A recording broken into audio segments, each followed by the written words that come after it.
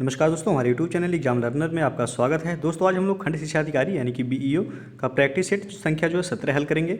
इसके पहले हम जो है 16 सेट हल करा चुके हैं। तो जो लोग पिछला प्रैक्टिस सेट हल करना चाहते हैं वह हमारे चैनल के प्लेलिस्ट में जाकर बीईओ प्रैक्टिस सेट लिखा होगा, वहाँ से इसे हल कर सकते हैं।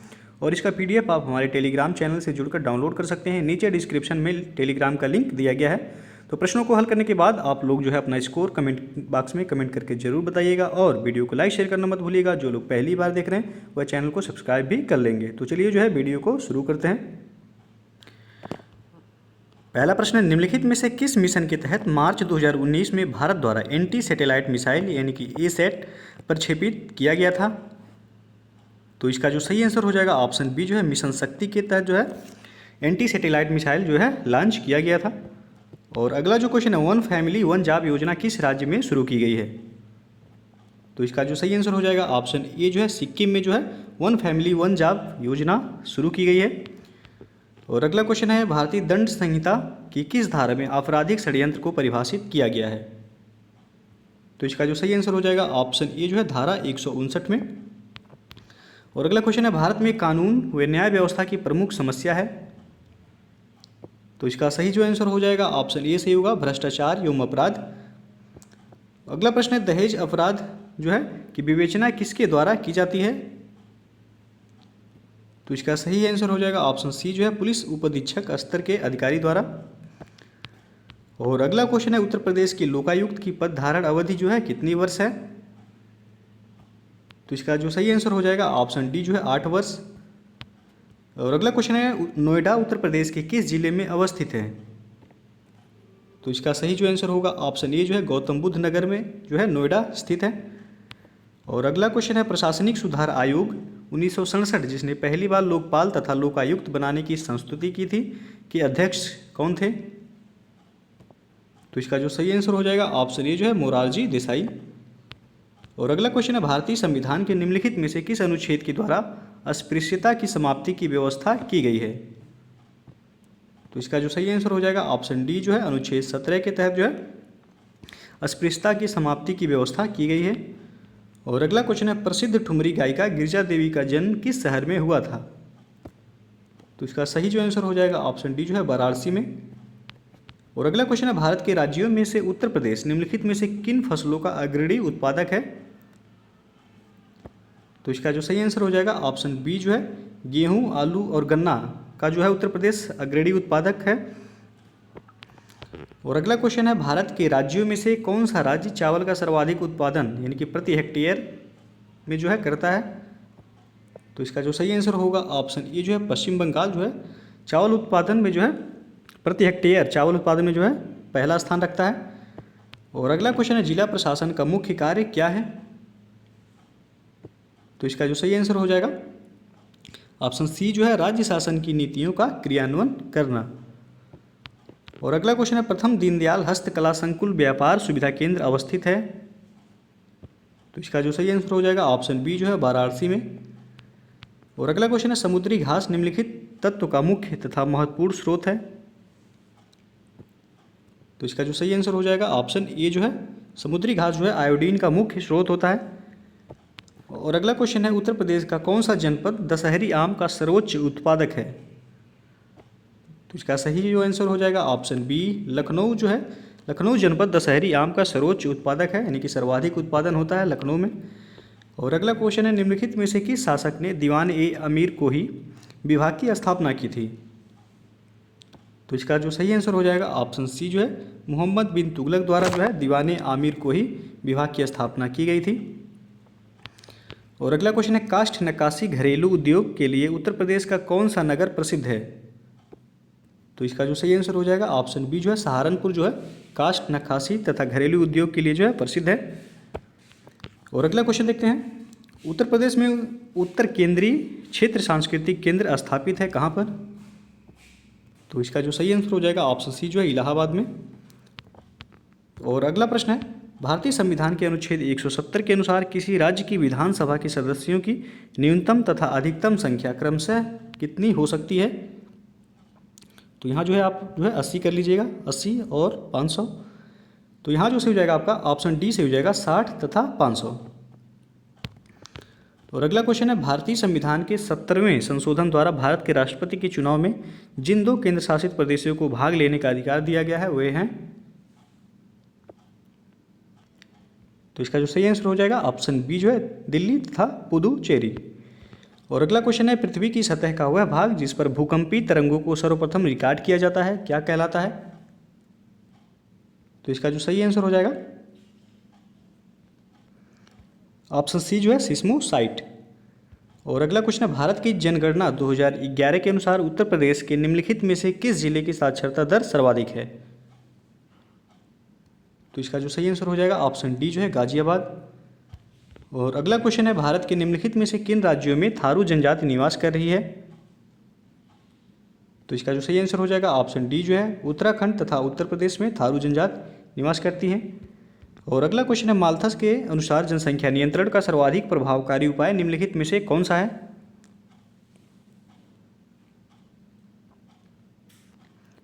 तो इसका जो सही आंसर हो जाएगा ऑप्शन ए जो है युद्ध। और अगला क्वेश्चन, एक पारिस्थितिक तंत्र में ऊर्जा की मात्रा एक पोषण स्तर से अन्य स्तर में स्थानांतरण के पश्चात, तो इसका जो सही आंसर हो जाएगा ऑप्शन बी जो है घटता है। एक पारिस्थितिक तंत्र में ऊर्जा की मात्रा जो है एक पोषण स्तर से अन्य पोषण स्तर में जो है स्थानांतरण के पश्चात वह घटता है। और अगला प्रश्न है, निम्नलिखित में से कौन सा शैल समूह भारत में धात्विक खनिजों का प्रमुख स्रोत है, तो इसका जो सही आंसर हो जाएगा ऑप्शन डी जो है धारवाड़ समूह।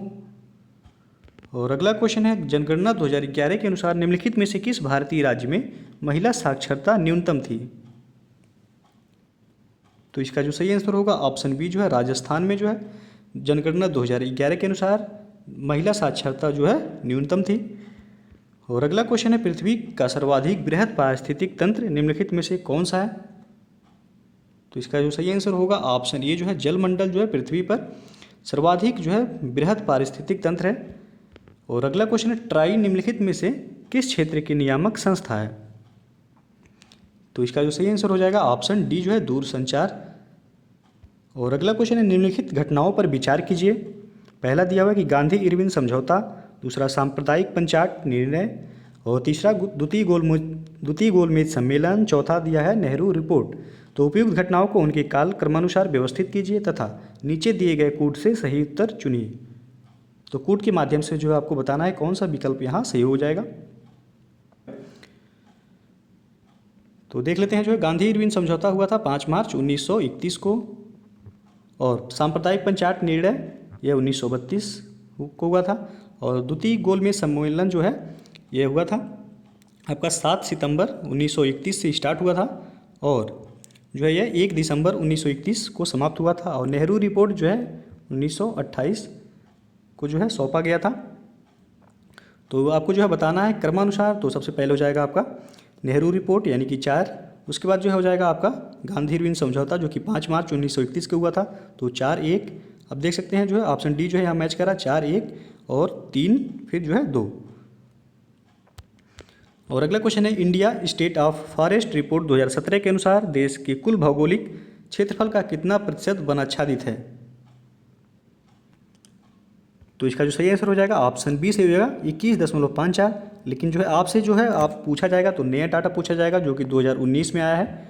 तो 2019 के अनुसार जो है कुल भौगोलिक क्षेत्रफल पर जो वन आच्छादित है वह है 21.67%। तो यह जो है नया डाटा आप लोग याद रखिएगा। टोटल कितना है वन आच्छादित, तो 21.67%। और अगला क्वेश्चन है, ताप के निम्नलिखित में से किस पैमाने में ऋणात्मक मान नहीं होता है, तो इसका जो सही आंसर हो जाएगा ऑप्शन सी जो है केल्विन में। और अगला क्वेश्चन है, प्रकाश संश्लेषण प्रक्रिया के लिए निम्नलिखित में से किसकी उपस्थिति आवश्यक नहीं है, तो इसका जो सही आंसर होगा ऑप्शन बी जो है ऑक्सीजन की उपस्थिति जो है आवश्यक नहीं है।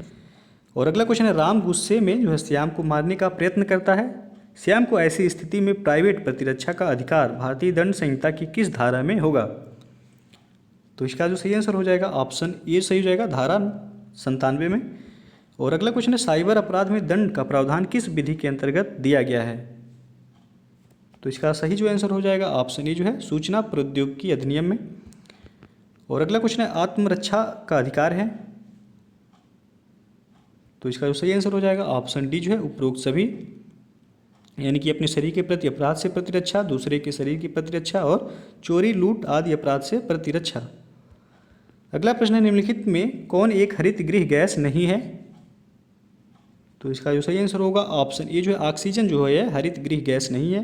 बाकी कार्बन डाइऑक्साइड, क्लोरोफ्लोरोकार्बन और मीथेन ये सभी जो है हरित गृह गैस है।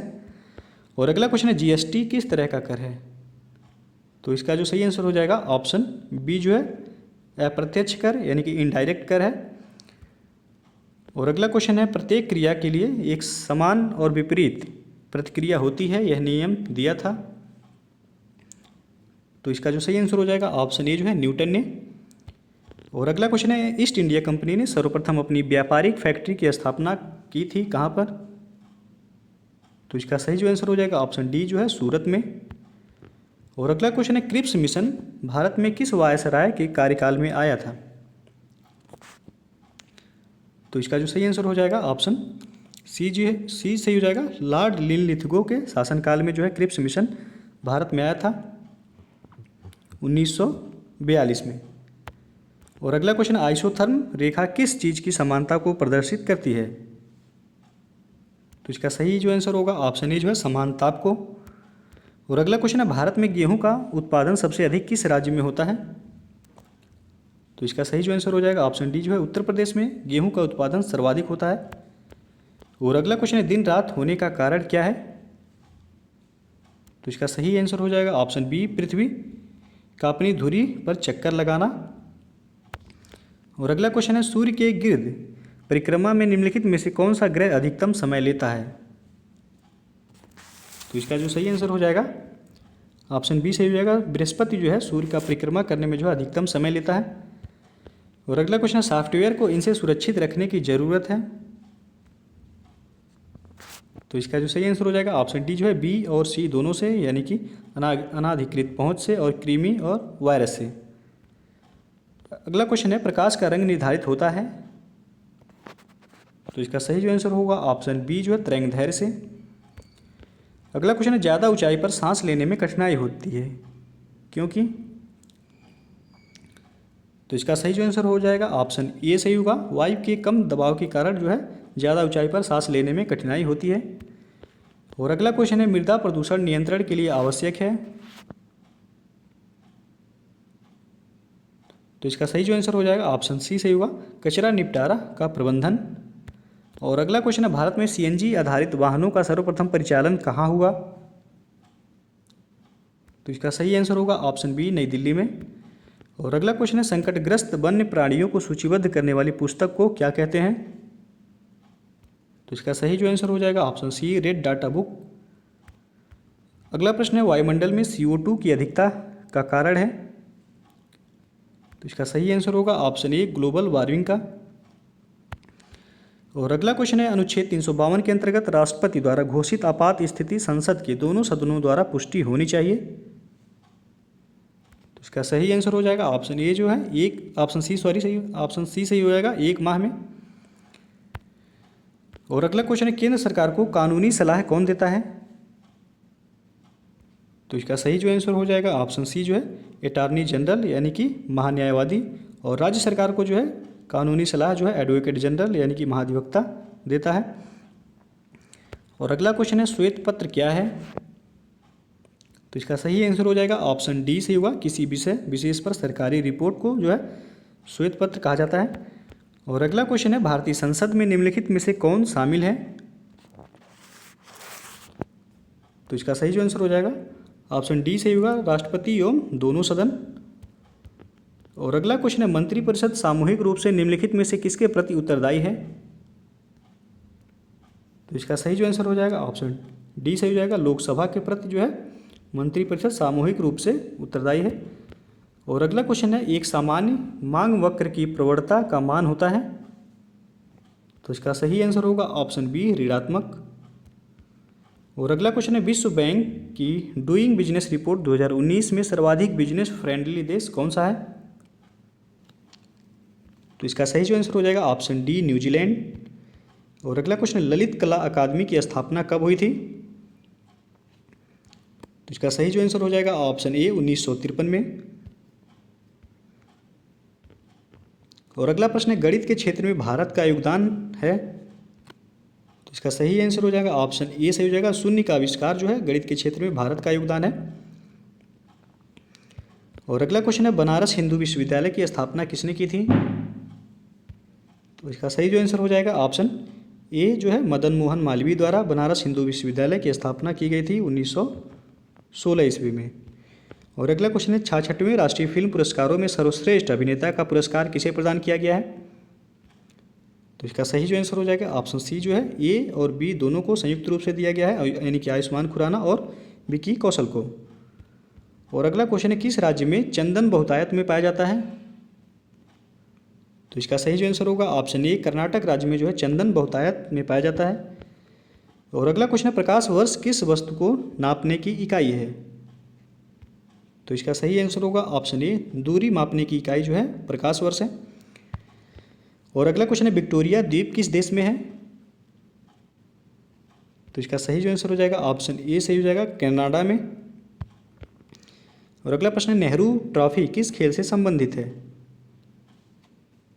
तो इसका सही जो आंसर हो जाएगा ऑप्शन बी फुटबॉल से। अगला क्वेश्चन है भारतीय रिजर्व बैंक के लेखा वर्ष की अवधि क्या है। तो इसका सही जो आंसर हो जाएगा ऑप्शन ए अप्रैल से मार्च तक। और अगला क्वेश्चन है भारत की आत्मा गांव में निवास करती है, यह कथन किसका है।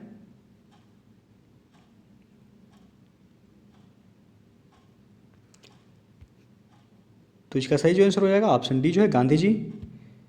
और अगला क्वेश्चन है भारत का केंद्रीय औषधि अनुसंधान संस्थान कहाँ स्थित है।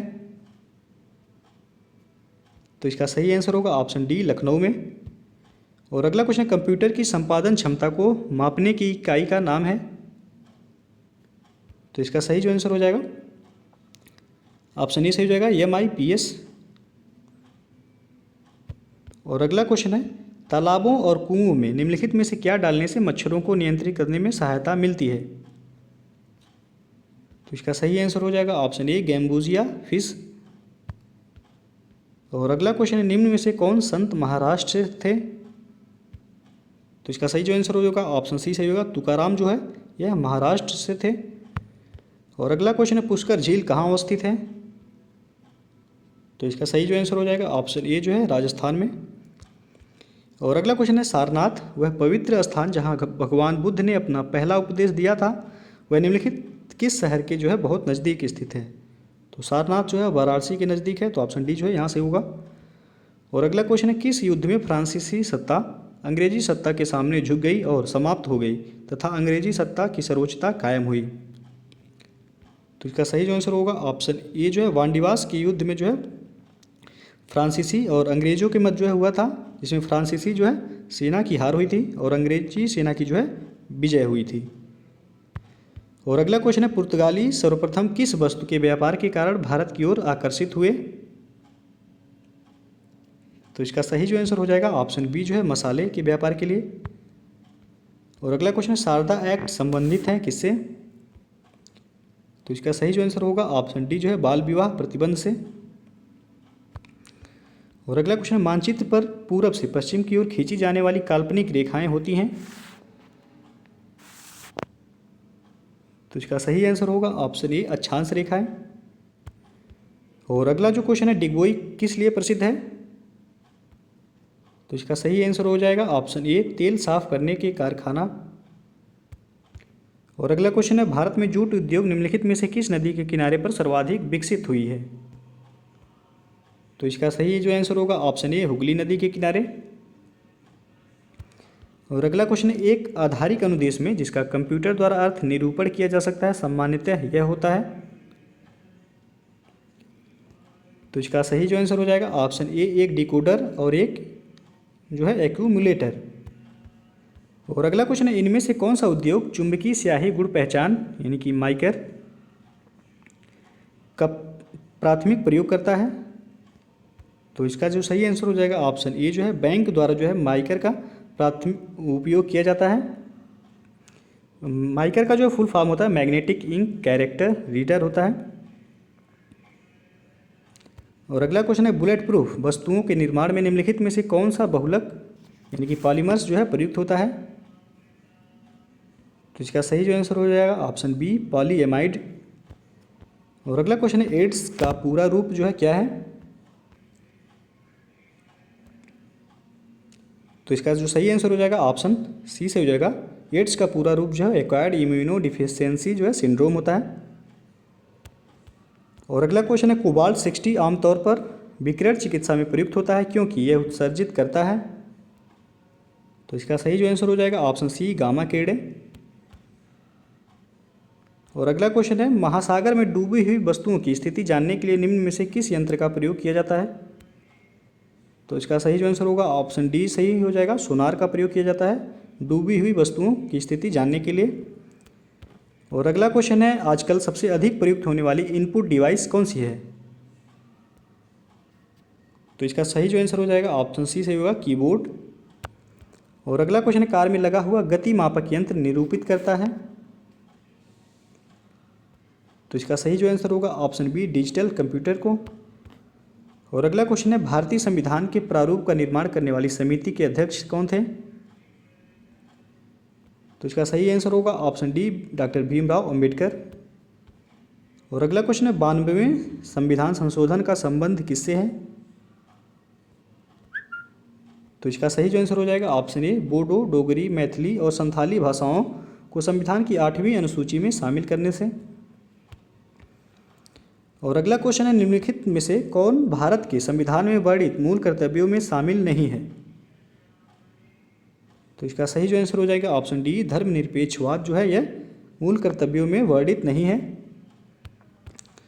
और अगला क्वेश्चन है निम्नलिखित में से किस संविधान संशोधन द्वारा संविधान में मौलिक कर्तव्यों का समावेश किया गया?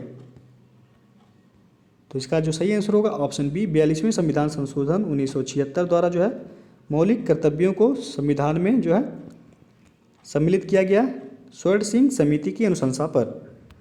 और अगला क्वेश्चन है चंद्रमा की कक्षा हेतु भारत के दूसरे अंतरिक्ष यान चंद्रयान 2 का प्रक्षेपण किस तिथि को किया गया था?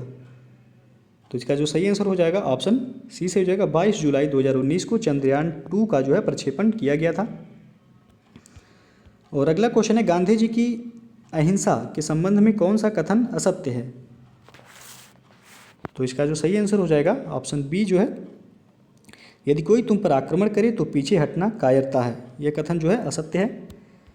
अगला क्वेश्चन है प्राचीन भारत के विख्यात व्यक्तित्व वाले पाणिनि थे। तो इसका जो सही आंसर हो जाएगा ऑप्शन ए सही हो जाएगा। पाणिनि जो है वह एक व्याकरण थे यानी कि व्याकरणवादी थे। इनकी जो है एक पुस्तक है अष्टाध्यायी। और अगला क्वेश्चन है लोकतंत्र में सबसे महत्वपूर्ण व्यवस्था कौन सी होती है? तो इसका जो सही आंसर हो जाएगा ऑप्शन बी जो है राजनीतिक व्यवस्था। और अगला क्वेश्चन सार्क का अस्थायी सचिवालय कहाँ स्थित है? तो इसका सही आंसर होगा ऑप्शन ए सार्क का जो है अस्थायी सचिवालय वह काठमांडू नेपाल में स्थित है। और अगला क्वेश्चन है हिंदी भाषा के सर्वप्रथम प्रकाशित पत्र का नाम क्या है? तो इसका जो सही आंसर होगा ऑप्शन बी से हो जाएगा उदंत मार्तंड जो है ये कलकत्ता से प्रकाशित हुआ था 30 मई 1826 को, जिसके जो है संपादक थे जुगुल किशोर शुक्ला। और अगला क्वेश्चन है यदि किसी सांकेतिक भाषा में होम को जो है 2541 लिखा जाता है और स्वॉप को जो है 8256 तथा वर्क को जो है 9573 लिखा जाए तो उसी भाषा में स्मोक यानी कि SMOKE को जो है क्या लिखा जाएगा? तो देख लेते हैं। यस को क्या लिखा गया है, यहाँ देख सकते हैं आप जो है यस को 8 लिखा गया है। और यम को देख सकते हैं यहाँ जो है क्या लिखा गया है तो 4 लिखा गया है। और उसके बाद ओ को क्या लिखा गया है तो यहाँ ओ है आपका, ओ को जो है 5 लिखा गया है।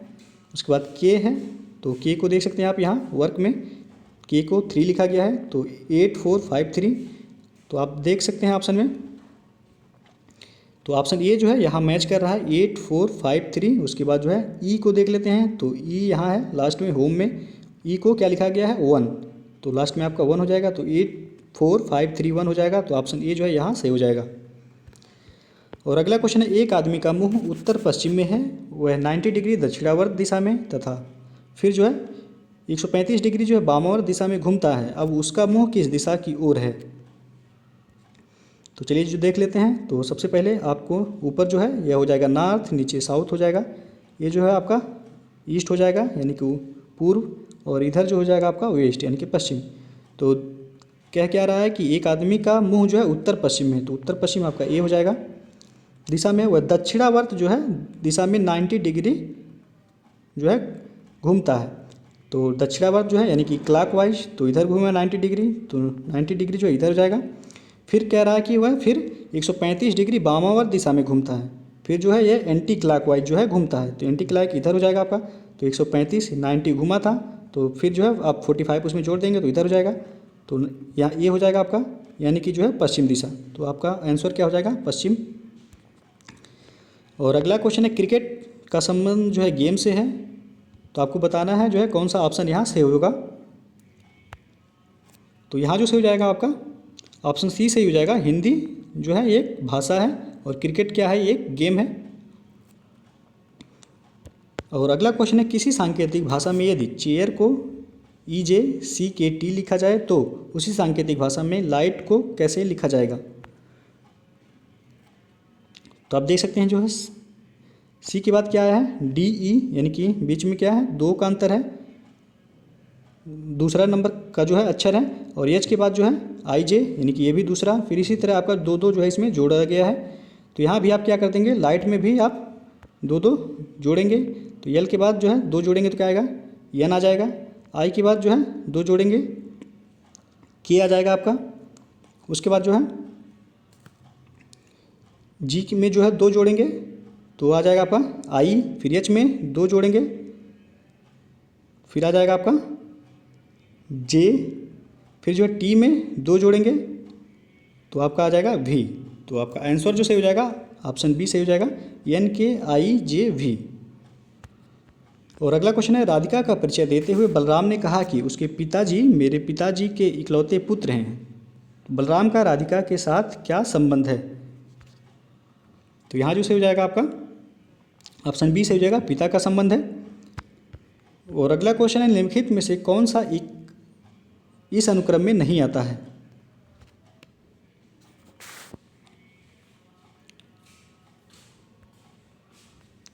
तो चलिए जो है देख लेते हैं यहाँ भी। तो 2 में 1 जोड़ा गया है तो 3 हो गया, 3 में 2 जोड़ा गया है तो 5 हो गया, 5 में 3 जोड़ा जाएगा तो 8 होगा, 8 में जो है 4 जोड़ा जाएगा तो 12 होगा, और 12 में जो है 5 जोड़ा जाएगा तब 17 हो जाएगा। तो यहाँ दिया क्या गया है 18, और जो है 17 में जो है 6 जोड़ेंगे तो आपका 23 हो जाएगा। तो आपका जो है यहाँ 18 जो है ये गलत है, तो आपका ऑप्शन डी जो है यहाँ सही हो जाएगा। वहाँ क्या होना चाहिए? 17। और अगला क्वेश्चन है खाली स्थान को भरो। तो आप देख सकते हैं जो है यहाँ CK का संबंध जो है JF से दिया हुआ है, तो GT का संबंध आपसे पूछा गया है किससे होगा? तो आप देख सकते हैं जो है यहाँ C के बाद जो है J दिया हुआ है, तो C में जो है 7 जोड़ेंगे आप तो J हो जाएगा आपका। फिर उस तरह यह K का संबंध F से दिया है तो आप जो है F-5 यानी F में जो है आप पहले 5 करेंगे यानी कि माइनस करेंगे तो आपका K हो जाएगा। K-5 करेंगे तो जो है आपका F होगा, और F में यदि 5 जोड़ेंगे तब भी जो है K हो जाएगा। तो उस तरह आप G में जो है 7 आगे जोड़ेंगे तो G के बाद जो है 7 आगे जोड़ेंगे तो आपका हो जाएगा N होगा। उसके बाद जो है T के बाद जो है आप 5 जो है जोड़ेंगे तो उसके बाद क्या हो जाएगा? O हो जाएगा। तो ऑप्शन डी जो है यहाँ सही हो जाएगा।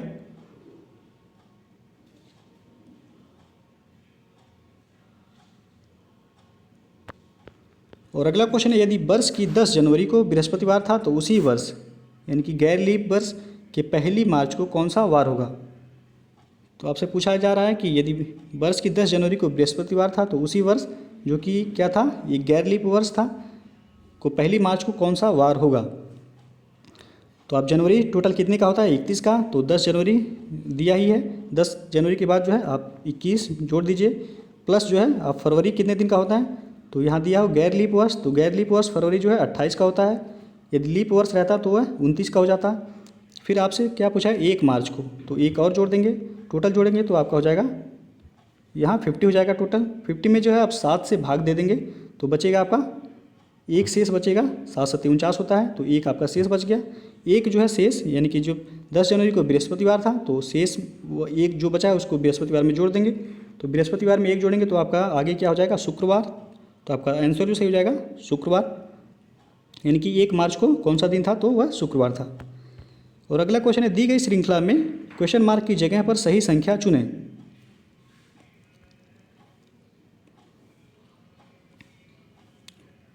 तो चलिए जो है यहाँ भी देख लेते हैं। तो 5 में जो है 36 गुणे 1 जोड़ा गया है तो आपका हो जाएगा 41, यानी 36 में 1 का गुणा करेंगे तो 36 ही होगा। तो 36 + 5 41 हो जाएगा। इस तरह जो है आप 41 + 36 गुणे 3 करेंगे तो आपका 149 हो जाएगा। फिर जो है 149 + 36 गुणे 5 करेंगे तो आपका हो जाएगा 329। उस तरह जो है आपका फिर 329 + 36 गुणे 7 करेंगे तो आपका हो जाएगा 581। तो ऑप्शन ए जो है यहाँ सही हो जाएगा, 581 सही हो जाएगा। और अगला क्वेश्चन है, निम्नलिखित संख्याओं का अध्ययन कीजिए और उचित विकल्प ढूंढकर श्रृंखला को पूरा कीजिए। तो इसको भी चलिए देख लेते हैं। 6 के बाद जो है 12, 12 के बाद 24। अब यहाँ देख सकते हैं आप 6 का आधा कितना है, 3 है, यानी 6 में जो है 2 से भागा किया गया है तो 3 हो जाएगा। फिर जो है 12 में जो है 2 से भाग करने पर 6 आ जाएगा। अब यहाँ जो है 24 में 2 से भाग करेंगे तो कितना आ जाएगा, 12। तो आपका आंसर जो क्या सही हो जाएगा, ऑप्शन बी सही हो जाएगा, 12। तो दोस्तों जो है ये था आज के प्रैक्टिस सेट का जो है महत्वपूर्ण प्रश्न। यदि वीडियो पसंद आया हो तो लाइक शेयर कर दीजिएगा और चैनल को अभी तक आप सब्सक्राइब नहीं किए हैं तो चैनल को सब्सक्राइब भी कर लीजिएगा। वीडियो को पूरा देखने के लिए बहुत बहुत धन्यवाद।